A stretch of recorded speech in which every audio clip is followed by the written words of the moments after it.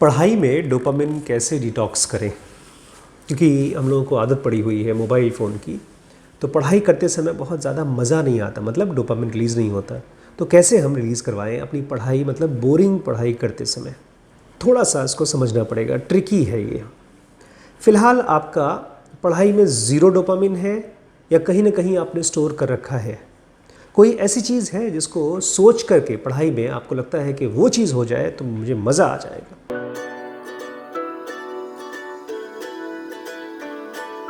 किसी दोस्त को देख करके कि उसके 90% आए हैं, या किसी को देख करके कि उसको कॉलेज मिल जाएगा, या कोई ऐसी चीज़ जिसमें कि लोग बड़ी आपको प्रेज़ करेंगे, आपको मेडल मिलने वाला है, आपको मेरिट लिस्ट में आपका नाम आ जाएगा।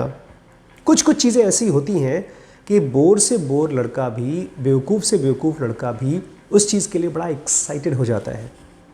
तो जिस चीज़ के लिए आप एक्साइटेड हो जाते हैं, ये जान लीजिए कि आपने अपने डोपामिन को स्टोर कर रखा है। उस लेवल पे जब जाएगा तब आप खुश होंगे।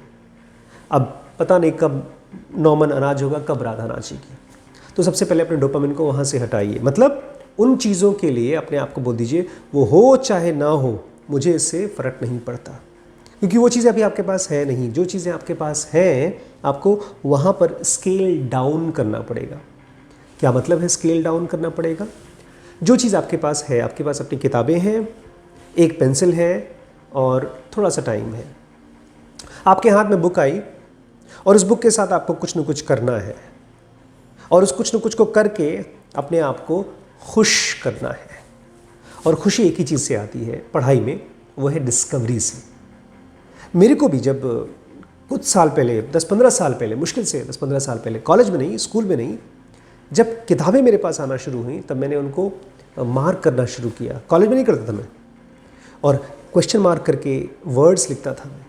मुझे मज़ा आने लगा। मुझे अभी पता नहीं था कि इन सारी की सारी नॉलेज जो मैं इकट्ठा कर रहा हूँ, जो मज़ा आ रहा है, उसका फाइनल रिजल्ट कब और क्या आएगा मुझे नहीं मालूम था। लेकिन मुझे ये खुशी थी कि चलो यार 10 मिनट या 15 मिनट कोई चीज़ मैंने पढ़ी और मुझे बहुत बहुत डिस्कवरी की फीलिंग आई, जिससे कोई आदमी खजाना खोज लेता है। सबसे पहली किताब मैंने जो पढ़ी थी वो स्पिरिचुअल बुक नहीं थी, वो एक बुक थी जिसको रॉबर्ट कियोसाकी के नाम से उसके ऑथर थे, रिच डैड पुअर डैड। मुझे इतना अच्छा लगा चीज़ों को पढ़ के कि मैं खुश हो गया।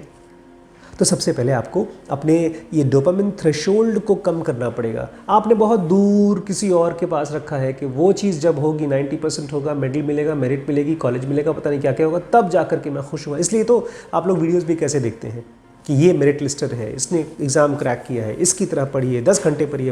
वो सारी चीज़ें जो कोई आपके पास है नहीं, जो किसी और के पास है, उस पर अगर आपका डोपामिन रिलीज़ होता है तो आप खाली हैं, कुछ कर नहीं सकते। तो उसको अपने पास लेकर आइए। ये कहिए कि मैं अभी यहाँ हूँ, मेरे पास बुक अभी यहाँ पर है। जैसे मैं क्या करता हूँ, मैं सेंटर जाता हूँ, पेशेंट देख रहा हूँ, पेशेंट देखते देखते मान लीजिए मुझे ज़रा सा 5 मिनट का टाइम मिला और उसमें मैंने एक पैराग्राफ पढ़ लिया, और एक पैराग्राफ पढ़ के मैं इतना खुश हो गया। तो क्या हो गया, कहीं और किसी और से नहीं, मुझे वहीं कैश में डोपामिन रिलीज़ हो गया। मेरे लिए एक किताब वीडियो गेम से भी ज़्यादा एडिक्टिव है। यहाँ पर मैं आपको एक छोटा सा एग्जांपल देना चाहता हूँ, एक बंदे का जिसका नाम था एंडो अकीरा एंडो। उस बंदे ने एक दवाई खोजी थी, इसका नाम था स्टैटिन, जो कि पूरी दुनिया में one of the best sold medicine है, और उसकी वजह से हार्ट की बहुत से पेशेंट्स बच गए, उसकी वजह से बहुत डेथ नहीं होती। लेकिन शुरुआत से ऐसा नहीं था। अब ये इंसान खोज रहा था, पहले तो 2-3 साल तक इसने केवल यही खोजा कि किस तरह से हम फंगस होता है ना, उससे हम कुछ केमिकल्स निकालें, और उस केमिकल्स की मदद से हम ह्यूमन के बॉडी में जो फैट होता है, जिसको हम लोग ट्राइग्लिसराइड्स बोलते हैं, HDL बोलते हैं, LDL बोलते हैं, उसको कम किया जा सके। लेकिन उस समय बहुत झंझट था, किसी को कुछ पता नहीं था कि सचमुच में फ़ैट कम करना चाहिए या नहीं करना चाहिए। पुरानी थियरी थी, बहुत साल पहले की बात है।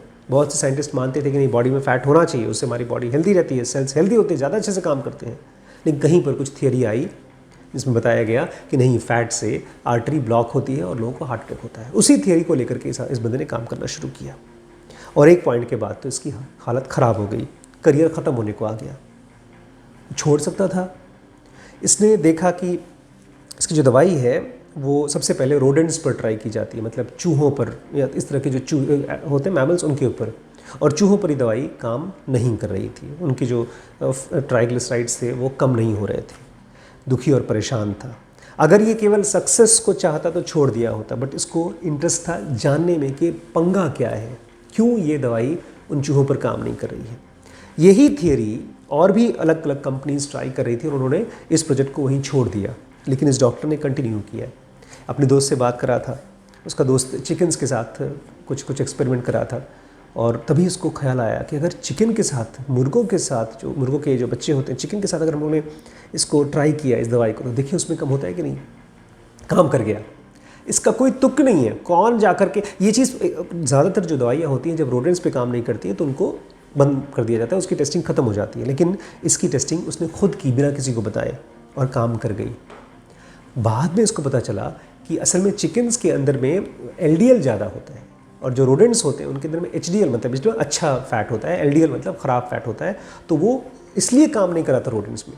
लेकिन ये सारी की सारी जानकारी से उसको कुछ मिला? अभी भी कुछ नहीं मिला।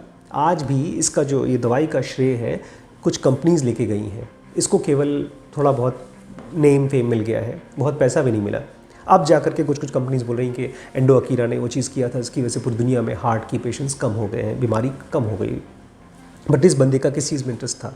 आज उसके बारे में मैं आपसे क्यों बात कर रहा हूँ? क्योंकि उसका रियल इंटरेस्ट था उस चीज़ को जानने में जो वो जानना चाहता था कि हार्ट अटैक से लोग मरते हैं तो उसको कैसे ठीक किया जा सकता है दवाई से। तो इसको मैंने नाम दिया है फॉल्स फेल।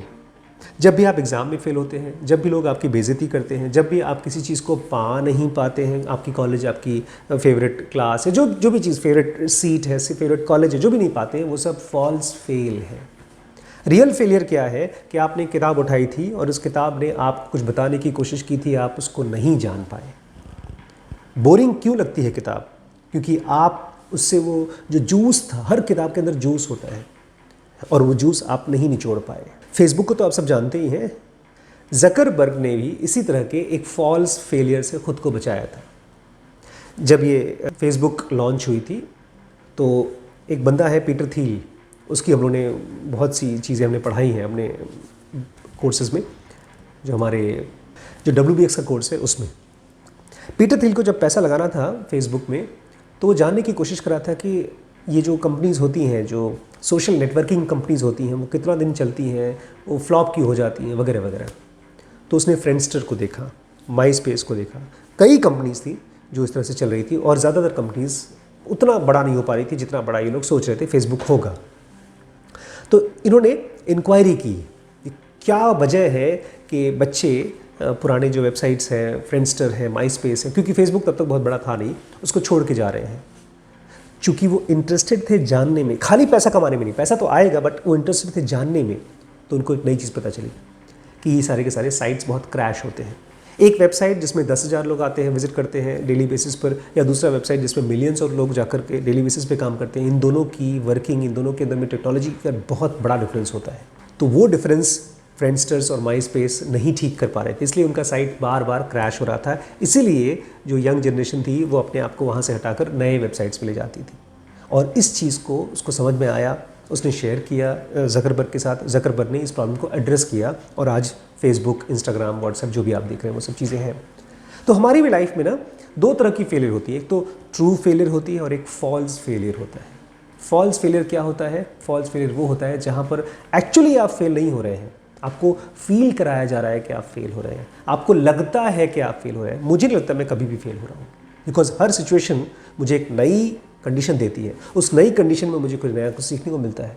तो जब आप सीखने के लिए, छोटी चीज़ सीखने के लिए खुश होंगे तो इसका मतलब आपकी बॉडी में डोपामिन रिलीज़ हो रहा है। लास्ट में मुझे एक ही बात कहनी है कि डोपामिन रिलीज़ केवल हमने रखा है सक्सेस के लिए, अच्छे मार्क्स के लिए, अच्छे डिग्री के लिए, अच्छे कॉलेज के लिए, अप्रिसिएशन के लिए, तो बड़ा महंगा है। अमेज़ॉन कंपनीज़ में क्या कहा जाता है पता है? जेफ बेज़ोस कहते हैं अमेज़ॉन एक ऐसी कंपनी होनी चाहिए जहाँ पर लोग सबसे ज़्यादा फेल होने में खुश हों। है इतनी बेइज्जती हुई थी जेफ बेज़ोस की कंपनी की, अमेज़ॉन की, जब उन्होंने लॉन्च किया था अमेज़ॉन फायर फ़ोन। बहुत ज़्यादा, मतलब लाखों फ़ोन बना करके उन्होंने रख दिया था इस उम्मीद में कि पक्का बिकेगा, क्योंकि एंड्रॉयड बिक रहा है, आईफोन बिक रहा है, तो अमेज़ॉन का फ़ोन क्यों नहीं बिकेगा। किसी ने ख़रीदा ही नहीं। सॉफ्टवेयर की प्रॉब्लम थी उसमें, ऐप्स की प्रॉब्लम थी, उसके साथ कोई कंपैटिबल ऐप्स नहीं हो रहे थे। बट फेलियर था, उसको सेलिब्रेट किया। अपनी लाइफ में क्या आप अपने फेलियर को सेलिब्रेट कर सकते हैं? लेकिन उसके लिए आपको थोड़ा वजह चाहिए होगा। पोस्टमार्टम करिए। मेरी लाइफ में अगर कोई पैसे का लॉस होता है, कहीं पर बेइज्जती होती है, कहीं पर कोई गलत फीडबैक देता है, जहाँ कहीं पर भी कुछ मिलता है तो मैं उसको पोस्टमार्टम करता हूँ जानने के लिए कि क्या है। मेरे लिए वो ख़जाना होता है। आपका फेलियर आपके लिए बेइज्जती नहीं होनी चाहिए, शर्म नहीं आनी चाहिए, आपको ख़जाना होना चाहिए। जिस आदमी के लिए फेलियर ख़जाना हो गया, मतलब जो पोस्टमार्टम करके उसको देखता है, वो आदमी सक्सेसफुल होगा तो खुश होगा ही, फेल होगा तो भी खुश होगा, बशर्ते आप अपनी फेलियर्स को कॉन्शियसली करना शुरू करिए। बट अगर बदकिस्मती से आप किसी चीज़ में फेल हो गए तो भी जाने मत दीजिए, उसको डिटेल नोट बनाइए कि ये हुआ था, उसके बाद मैंने ये किया था, इस दोस्त से मिला, ये काम किया, ये सब करना चाहिए था, नहीं किया। जितना डिटेल नोट्स मिलाएंगे उतना ही ज़्यादा आसान आपके लिए डोपामिन डिटॉक्स होगा, बिकॉज आप इन्वेस्टिगेशन में खुश हो रहे हैं। आप अपने आप को जासूस बनाइए, अपने फेलियर का जासूस, बिकम शर्लॉक होम्स। वो लोग क्या करते हैं भाई, कहीं किसी का मर्डर हो गया, कहीं कुछ हो गया, गलत हो गया, जाकर उसको खोजबीन करते हैं। आपके साथ गलत हुआ है तो कौन खोजबीन करेगा? इसको आपको खुद करना होगा। आप देखेंगे इस हैबिट को डेवलप करेंगे ना, आप खुद ही कहाँ अपने आप को सरप्राइज कर देंगे, कैसे क्या क्या चीज़ें पा जाएंगे। आपको लगेगा यार मुझे तो पता ही नहीं था मेरे ऐसी चीज़ें हैं, मेरे साथ हो रहा है, आपके साथ नहीं होगा। उसी लिए तो हमने ढेर सारे कोर्सेज बनाए आपके लिए। जो ये पूरी बता रहा हूँ आपको, एंडो एकीरा की पूरी सीरीज़ हमने बनाई है हमारे मीडियम में, इफ़ यू बिलीव के नाम से। इतनी फैंटास्टिक सीरीज़ है, मैं बता नहीं सकता। स्टीव जॉब्स की वो सीक्रेट्स, वो बातें हमने सीखी हैं। मुझे खुद लग रहा है कि यार ये जैसे चलते चलते किसी को ख़जाना मिल गया हो, हीरा मिल गया हो। आपको भी मिल सकता है, इस मीडियम कोर्स का पार्ट है वो। हमने एक नई सीरीज़, मैंने कभी सोचा नहीं मैं सीरीज़ चालू करूँगा झूठ के ऊपर, कि कोई आदमी अगर झूठ बोल रहा है तो आप उसको कैसे समझें, कैसे अपने आप को उसमें से बचाएं। अभी जेफ बेजोस की तो पूरी मोर देन 200 वीडियोस बनने वाले हैं जेफ बेजोस पे, WBX में ऑब्वियसली। तो WBX है, BDM है, हमारे पास ज़ेनो का बेसिक एडवांस कोर्स है। पेरेंटिंग में अगर कोई पेरेंट सीरियसली इंटरेस्टेड है अपने बच्चे को ग्रेट और जीनियस बनाने के लिए, तो उसको SPPT ज़रूर ज्वाइन करना चाहिए। ब्रह्मचर्य आपके लिए तब है जब आपको लगता है कि यस, SPMT के ज़रिए मैं अपने आप को उसमें से बहुत ऊपर निकाल सकता हूँ। ढेर सारे कोर्सेज हैं, रिलेशनशिप के लिए लिमिटलेस है। तो you are most welcome to join. सारे कोर्सेज के लिए आप व्हाट्सएप कर लीजिए, ठीक है। नमस्कार।